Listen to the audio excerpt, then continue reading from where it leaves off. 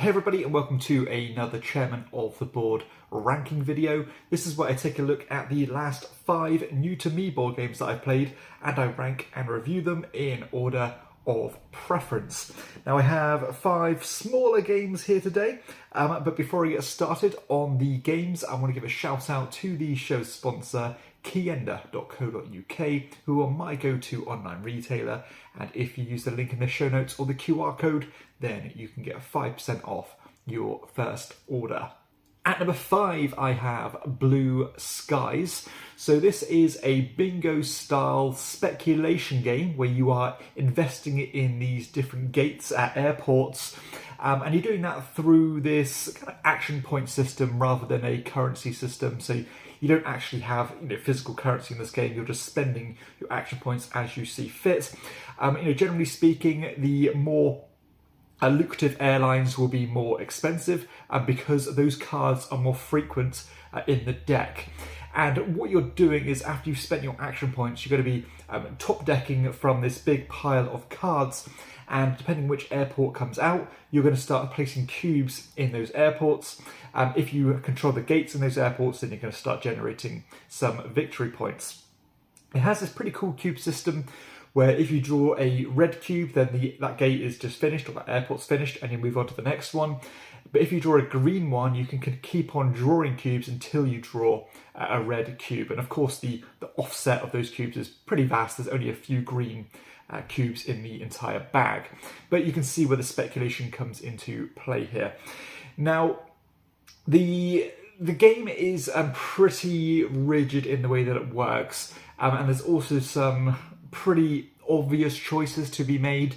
Like, for example, if one player is doing really well at a particular airport, you can buy the next gate, and a lot of the customers will come to you because they'll take the the path of least resistance. It's very rinse and repeat.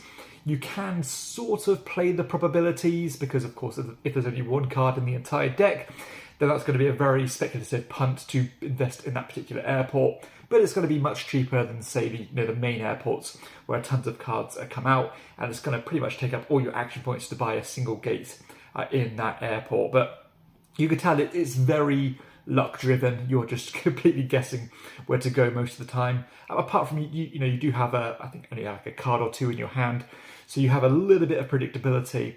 But even then, you are kind of basing on top decking where these cubes are going to go. This game isn't terribly long. It's only about 45 minutes or so, maybe even shorter than that. And I have to say, even for a short game, I did find it very boring. It's quite a difficult thing to achieve, is to be short and boring, but for some reason this game manages to achieve that. Very rinse and repeat, very laborious, tedious gameplay. I did not like this one bit. And if you are a visual player, you like your board games to look nice and colourful and bright, the board of this game is so bland. I mean, that's coming from me. I like my beige games. I'm not really too fussed on the way the games look, but this one, even for me, it just looks like a clip art job done on Microsoft Word. It's just very unexciting to look at, and the gameplay sadly matches that. So really cannot recommend this one. I think it's a really bad game, to be honest. That is Blue Skies at number 5. At number 4, I have Clash of Corgis. Now, I think this is a self-published card game. It's a shedding game, a genre that I tend to enjoy, and it's a pretty straightforward one where you are playing a particular combo of cards, whether that be a single card, a pair, a trio, a 4 or 5, and you are trying to, of course, shed through your cards as quickly as possible. If you get rid of your cards before the other players, then you will win. And the players, in order to trump you, have to play the same quantity of cards. So if I'm playing a pair, then my opponent has to play a pair. They cannot jump to a trio or more than that. So the structure of this game is as simple as it gets. But where the interest and the cleverness of the game comes into play is through the fact that each single rank of cards is associated, or has an associated ability to it, which can give you a lot of manipulation and can target players or force players to reveal their hands. So even the lower ranked cards can be very useful here based on their ability.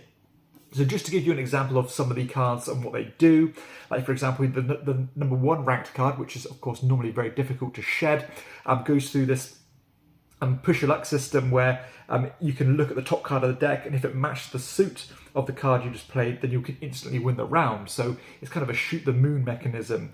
Or the bard lets you play another turn, or the healer lets you draw 1 card and then return 1 card from your hand to the bottom of the deck.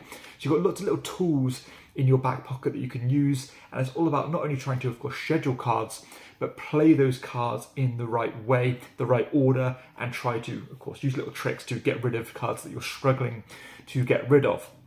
Again, a lot of the interest comes through the fact that you can force players to play cards in front of them, so that lets you use a bit more guile in order to make sure that they cannot play their turn, especially if they're down to the final few cards. So again, despite having the most basic structure of a game, of a shedding game that you can think of, those little rules on these cards actually do make it quite an interesting little game. Very tightly designed, very cleverly thought of, I think. And to be honest, this game would rank higher on this top 5 if it wasn't for one fatal error, and that is the fact that this game comes with 3 different modes. You've got the mode that I just described. It's got like a memory style game, and also this kind of like questing mode. And I'll be honest, I'm not interested in those 2 other modes. I wanted just the shedding game. And you might ask, why is that important? The reason that's important is because, sadly, the cards themselves do not have any indication on what these abilities do. So you're constantly referring to this really tiny little reference card, which you do have to squint quite hard to see because it's so small. It would have been so lovely if each of these cards had those individual powers written on them, or at least some kind of indicator or kind of abridged version of those powers. So you're constantly referring to this thing, where it could have been such more of a smoother gameplay experience if they had them written on the cards. And that was not a minor critique. It is going to be an obstacle for me to reach to this game over other ones in my collection, and it's such a missed opportunity. I think less is more on this occasion.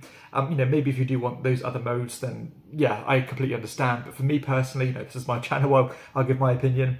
I would have liked the 1 version done to the highest possible ability. I would love to have seen that text on those cards, and I think this would be an absolutely brilliant little card game. The gameplay is great, but those obstacles to make you play it or to help you play it and enjoy it really do get in the way, and that's just the sad truth of it. But lovely artwork, really nicely produced, tiny little box, nice clean rules, good clever gameplay, but sadly a missed opportunity by not putting those keywords on the cards. So that is Clash of Corgis at number 4. At number 3, I have Animals on Board. So this is a kind of a family-friendly set collection game as you are collecting these animal tiles and putting them onto your ark. You have a capacity of 10 tiles, and these tiles come in different suits based on the different animals. So they come in different ranks as well. So the scoring is very straightforward. If you have a single animal, you'll score the points based on the number on that animal. And they range from number 1 to number 5, so of course you want the number 5 animals. If you get a pair though, they are worth nothing. But if you get a trio, then each card in that set, or a trio or more I should say, then each tile in that set is worth 5 points. So do you want to spread yourself thin and dip and dive into all the different animals? Do you want to go for more and try to get that 3 or more, but risk only leaving with 2? Now, the way you take these tiles is really interesting actually, because you're going to start with a bunch of tiles in the center of the table. On your turn, you can divide those tiles into another group, or you can take a bunch of those tiles based on the number of tiles in that group. So you are constantly dividing them up, making things cheaper, but creating different groups, not being able to kind of regroup them together. But of course, you are trying to factor in what you want, but not make them too appealing to the other players, because they'll get an opportunity to buy those tiles before you do, after you split them. So kind of a twist on the I split you choose mechanism, just subdividing these things again and again, trying to hurt your opponent but help yourself at the same time. And it's fun, you know, it's straightforward. Again, it's no messing around really. Kind of a bare bones family set collection game with an interesting twist or two, especially when it comes to the scoring system and the way you divide those tiles up. So it's super pleasant. Only takes around 20 minutes to play, nice art style, and you know, if you want a really inoffensive, family-friendly game, then I would give Animals on Board a look. At number 2, I have Quorum. So this is a set collection card game with some additional moving parts. So not only are you collecting cards in traditional set collection methods by creating runs or collecting different types and so on. Now all the different suits have different ways of scoring points, all stuff that we've seen before, and it works really well here too. But the way this game is different is that when you play a card, not only are you factoring in those endgame scoring opportunities, you're also pushing up tracks. And these tracks all relate to more scoring opportunities, but only if you are kind of in the lead, or at least maybe even second, or sometimes you can score points for third, but it's not very often. So for example, if you are the highest on this track at the end of the game, you might score points based on every level 1 card you've played, or every power 2 card, or every military card, and so on. But the additional wrinkle to this game is the fact that the yield of points of each of these tracks is changeable throughout the game based on these god cards that you can play. So when you play these god cards, you'll push up any track you like, but the 2 adjacent tracks, you will either kind of move them up points or down points based on, you know, how well you want them to do really. So of course, if you're falling really behind on a certain category, you might want to try and tank that scoring if you can by playing these god cards. But the god cards do come with a bit of a punishment, because it's going to clog up your hand and give you less flexibility by having fewer cards in your hand. So I do like that additional little punishment you have when you by playing these god cards, not only by helping yourself but also hurting other players. So I love the way that each of these kind of moving parts of the game interlock with each other, and there's a crossover and synergy between what you're trying to do, because, you know, pushing up this track might not be what you're trying to do, but you really want that type of card to score your endgame scoring. So it's all about trying to min-max each placement and not to waste one of those cards, but sometimes it's just not possible to do everything. Works really well, remarkably fast actually. I think you only play about 12 cards each, and the turns are pretty punchy, and it's actually pretty brain burnery if you want to get into the grit of the game and try to play really well. You know, just rolling with the punches here is probably not going to serve you too well if the other players are meticulously thinking about what they are trying to do. Now, I love pretty much everything about this game. My only issue is that I think the track climbing is maybe a little bit too bland.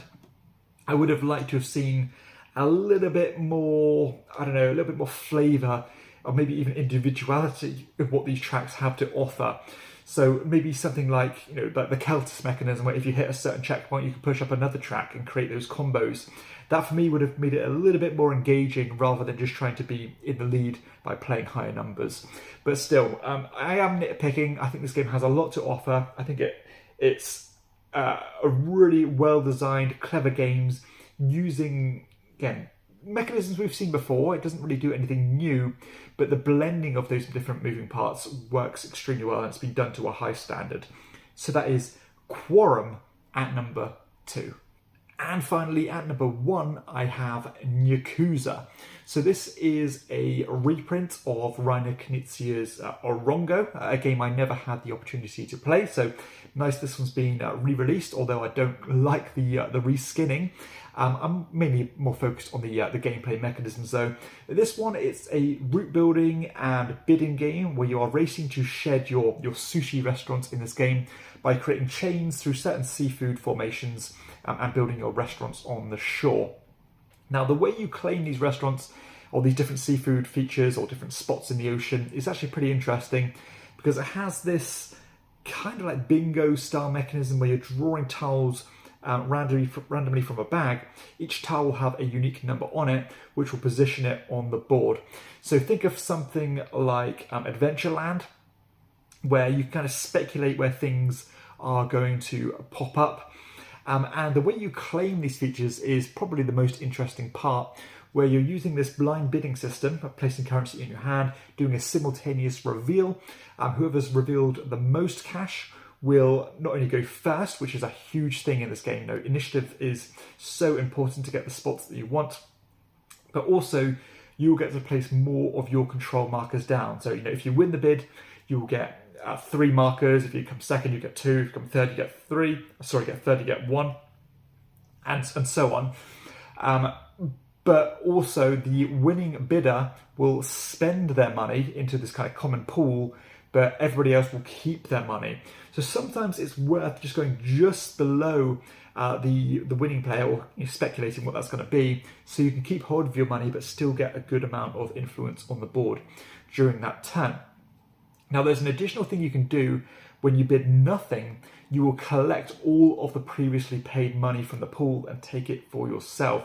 So it does have this constantly building incentive to bid nothing and take the cash, but of course there's always new things popping up on the board that you want to grab before the other players too. So this game has a really nice tempo and timing and pacing to it, where the value, or the respective value of all these different seafood changes as the game goes on based on your wants and needs. The chaining is also pretty interesting because you can kind of chain through your own markers going through the shore and previous things you've built. And it kind of has a lot of the hallmarks of games I tend to enjoy.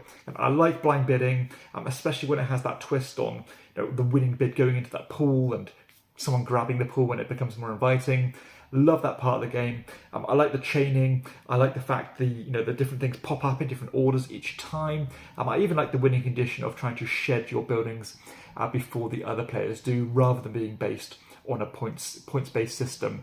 So again, if you like Knizia games, you're probably going to like this one. Again, it's really reminded me of games like Havalandi, which is a really good route building game. And weirdly, it actually reminded me of a game called Chinatown, which is one of my favourites because of that bingo style mechanism where certain plots on the board will pop up at different times, which will again drastically affect their value. Now again, gameplay, 2 thumbs up, thoroughly enjoyed it. Reskin, not too keen on, but the artwork at least looks nice. Now this game is sadly massively hamstrung by the fact that there are some glaring production issues, especially if you are colorblind, like unfortunately myself, where the player markers are these really muted, translucent markers, and it's really difficult to decipher them from the other players if you are colorblind. And it's such an important part in this game because you need to be able to glance at the board and see where all your markers are and which plots that you need to bid for. So there's a huge missed opportunity to not address that.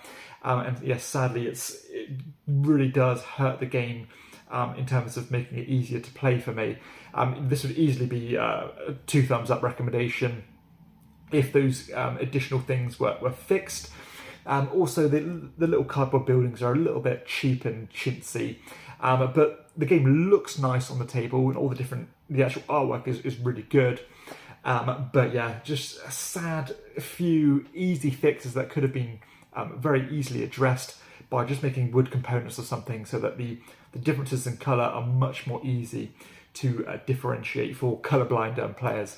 But still, we'll probably do some kind of house ruling or get some outsourced component to make it easier for us to play. But still, gameplay alone, thoroughly enjoyed it. I can see this one growing for me. I think it's a lot of fun, and again, I love that. I love route building, I love bidding, and I like the racing games as well. So at least like first to finish style games, and this game has all of those executed to an extremely high standard. So that is Nyakuza, a wonderful game, only plays in around 45 minutes, but sadly some production issues that would have been so easy to fix. Nyakuza at number 1. So there we have it, that concludes another video. Hopefully you've enjoyed it. If you have, please be sure to hit like and subscribe to the channel.